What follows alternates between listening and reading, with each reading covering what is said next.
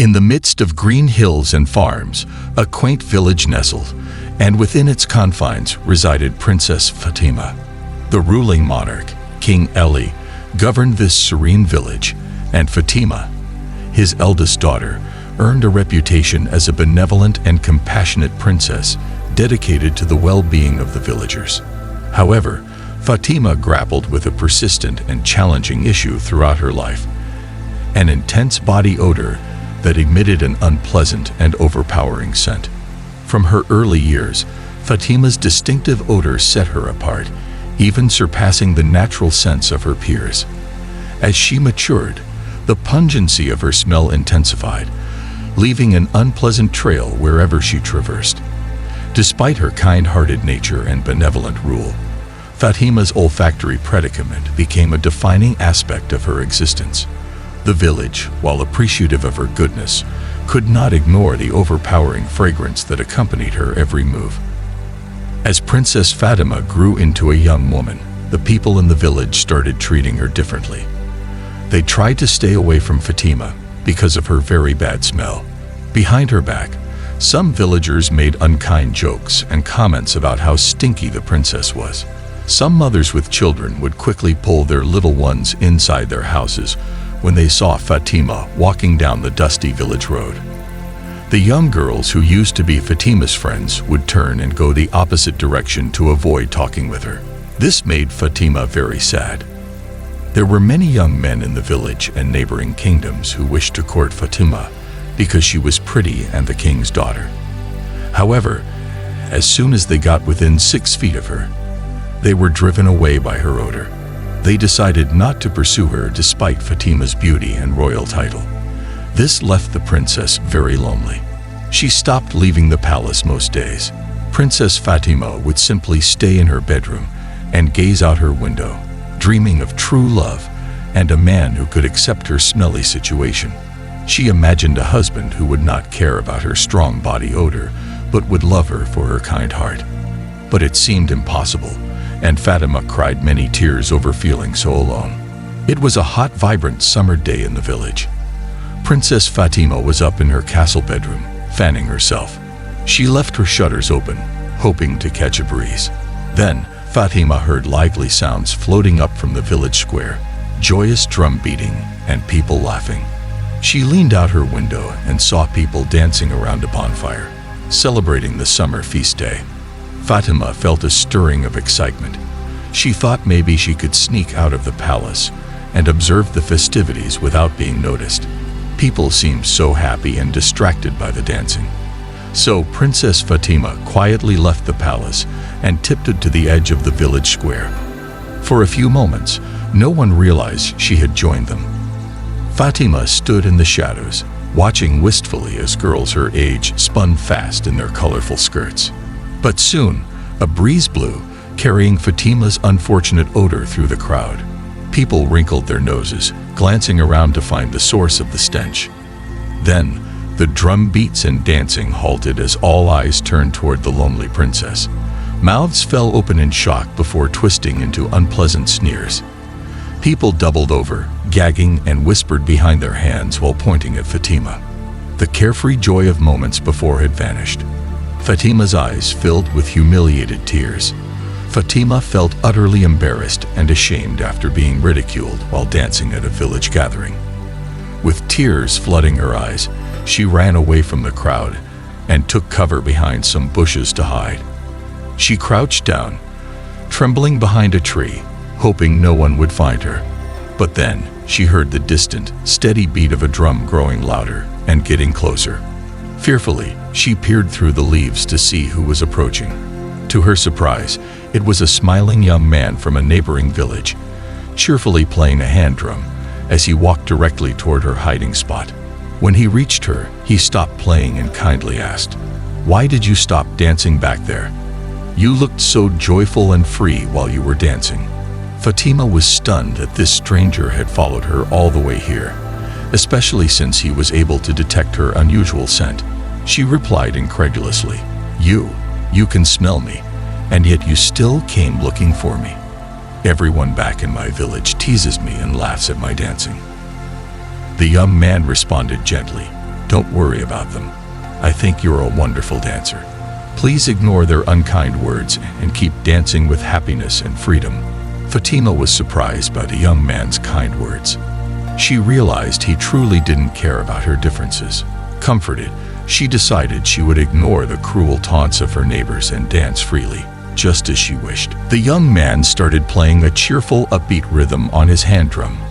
Fatima was unsure at first, but after a moment, she began swaying lightly in time with the music. The stranger's smile grew even wider as he watched her start to move. He picked up the pace of his drumming, playing faster while keeping his eyes fixed warmly on Fatima's. Fatima could feel that he was truly seeing her, not just her outward appearance, but her heart and soul. For the first time she could remember, she felt completely accepted just as she was. This realization freed her spirit. She let go of her self-consciousness and began dancing fluidly, her body unfurling into graceful motions that left her feeling breathless and elated. As the drumming accelerated, Fatima's feet flew faster. She leaped and spun with ease, weaving swift, elaborate steps that came to her instinctively. The rhythm seemed to flow through her, filling her with joy and vitality. With the stranger's admiring gaze holding hers, she felt liberated to fully express her love of dance. When Princess Fatima finally stopped dancing, she and the smiling stranger held each other's gaze for a moment. Fatima felt exhilarated from the joyful dancing and uplifted by the first time. She had felt truly seen and accepted by someone. The two of them then suddenly started laughing together, connecting in their shared happiness. After they caught their breath, the young man told Fatima his name is Musa. He lives in the village nearby and plays drums in the squares for events and celebrations. Musa asked Princess Fatima if she would meet him in this same spot in the bushes again tomorrow. He wanted to talk more and maybe play his drums for her to dance some more. His warm smile and enthusiasm made it clear he had greatly enjoyed their time together. Princess Fatima eagerly said yes. She would definitely meet Musa here again tomorrow. Her heart felt fuller and lighter than it had in years. All her life she had been shunned and lonely due to her odor issues, but this stranger had accepted her and even delighted in her dancing. Fatima hurried home, her head spinning, still giddy from the exhilaration of truly being seen. She was overjoyed at having met someone who wanted to meet again. For the first time ever, she had made a real friend, and her heart swelled with optimism and excitement about their next meeting behind the bushes. In the coming weeks, Princess Fatima's meetings with Musa were the highlight of her days. Each afternoon, she would eagerly sneak away to their secret spot in the bushes where Musa would already be waiting with his drums. The two new friends enjoyed long, lively conversations, telling stories and jokes that had them laughing for hours. While they talked, Musa often picked up his drumsticks and played energetic rhythms, which delighted Princess Fatima and inspired her to dance with a freedom and joy she had never known. She let go of all self-consciousness about her lingering odor issues when around Musa. He made her feel so accepted she was able to lose herself in the music. Her wild, uninhibited dancing enhanced their connection even more. When Fatima twirled past Musa, he looked at her with admiration for her spirit, her beauty, her essence. Over several weeks, their initial bond grew into a trusting, deep friendship, and then budded into warm affection felt on both sides. As Princess Fatima fell in love with Musa and felt his equal caring for her in return, a part of her ached secretly because of their differing stations in life. He a commoner, struggling musician, and she a sheltered royal with obligations to marry well for political ties. She assumed a future together was impossible, though the princess wished desperately in her most private dreams that social status would not interfere and that they could be bonded in marriage. For she had never felt so happy and accepted as she did with Musa. One afternoon, as Princess Fatima and Musa sat closely talking and laughing as usual, he reached over and gently took both of her hands in his.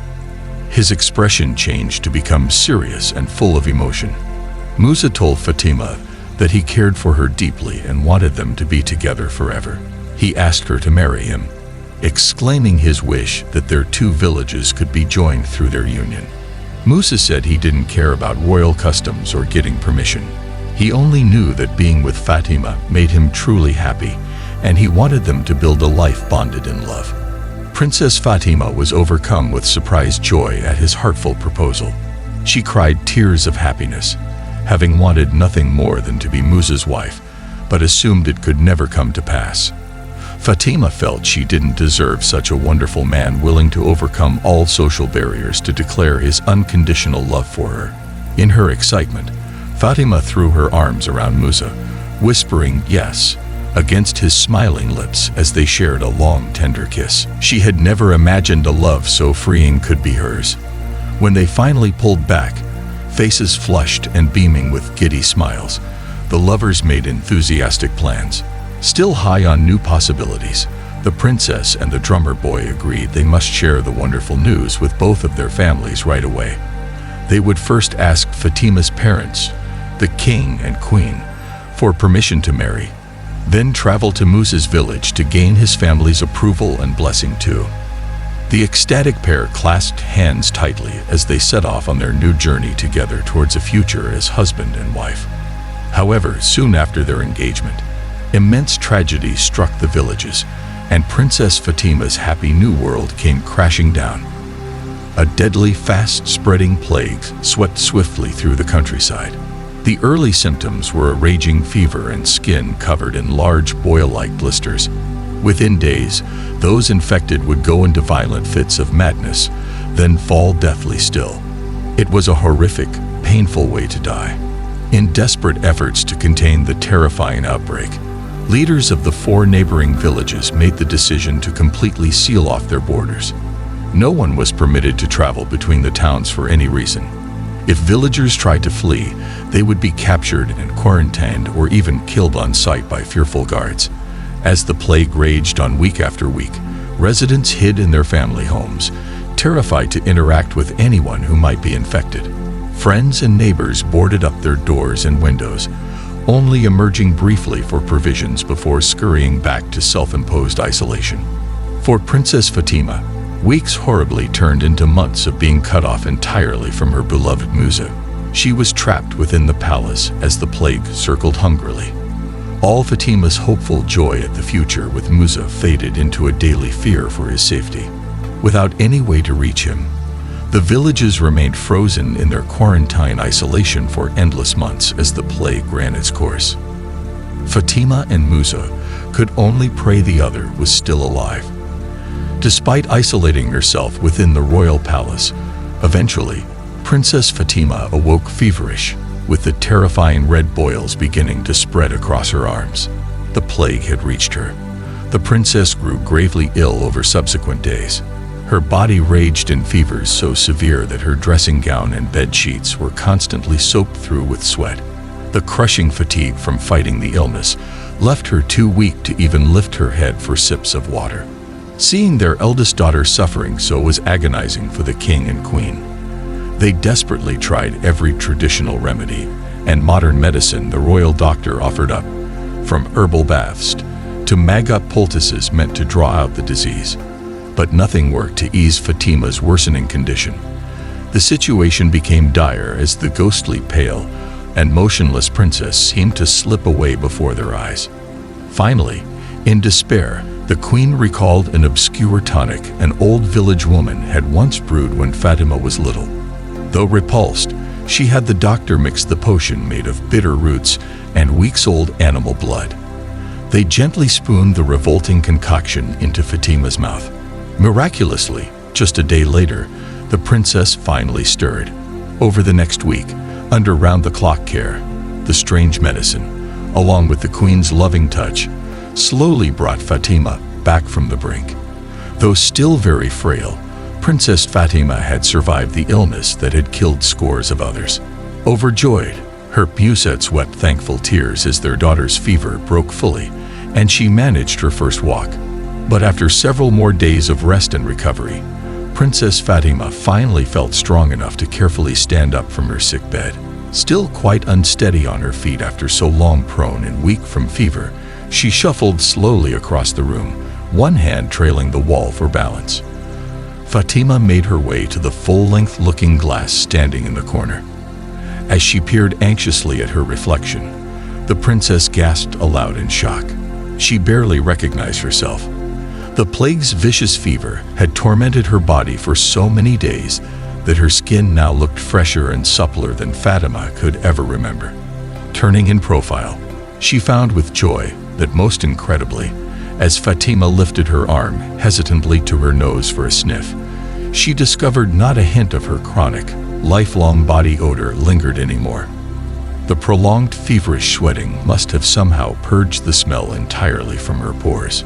Princess Fatima let out an ecstatic laugh, twirling experimentally while inhaling her now sweet-scented skin in delighted disbelief. This wonderful cure was like a miracle. Words couldn't express her euphoria to finally be free of the odor that had plagued and isolated her since childhood. Nearly weeping in her happiness, Fatima rushed excitedly to share the glorious news with her parents, the king and queen. She wanted everyone to know immediately that the infection, which had nearly killed her, had instead brought astonishing new confidence and joy into her life. After many more months, finally, the rampant plague began dying away, and the strict quarantines on the villages could be lifted at last. As Princess Fatima walked through the main gate of the castle for the first time in over a year, she held her breath nervously. She still remembered vividly the last time she had tried to join festivities in town, only to be met with the usual cruel recoils, whispered insults, and people pulling their children away to avoid her stench. But amazingly, today, no one shied from Fatima's approach. Villagers paused their revived marketplace bartering to gaze in admiration as the princess floated by. Fatima was startled to hear praises called out for her graceful bearing and glowing health. Some even cautiously stepped nearer, wide eyes drinking in her beauty, looking entranced in her presence.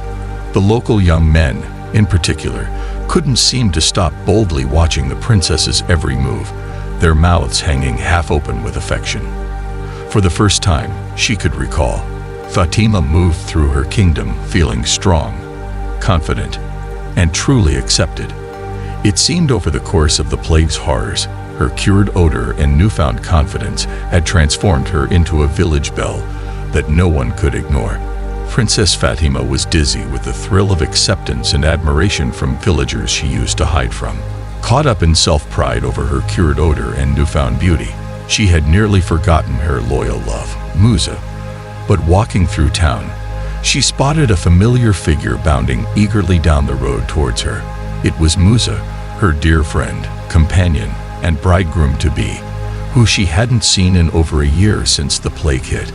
Fatima's first eager impulse was to run straight into his arms with teary relief for his safety, but she caught herself short, doubt surfacing. Surely, now she was too high above someone of common status like Musa. She was a pampered royal, and he a drummer boy without notable wealth or family name to elevate him.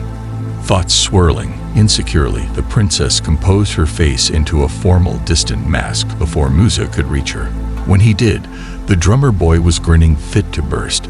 Desperate delight shone through as he cried, "My princess, how I have missed basking in your beauty and radiance." He moved toward her, as if expecting a warm embrace, but Fatima stood reserved and still, making no move to welcome him back after their long separation. Musa joyfully stepped forward to hug Princess Fatima, so thankful to see his beloved betrothed again after agonizing months apart. But the princess recoiled sharply away from his opening arms, a look of deep surprise and hurt flashed across Musa's face at her rejection. Confused, he searched her now cold eyes questioningly, in sharp, cutting tones not like her warm voice of old. Fatima stated that she no longer wished to continue their relationship.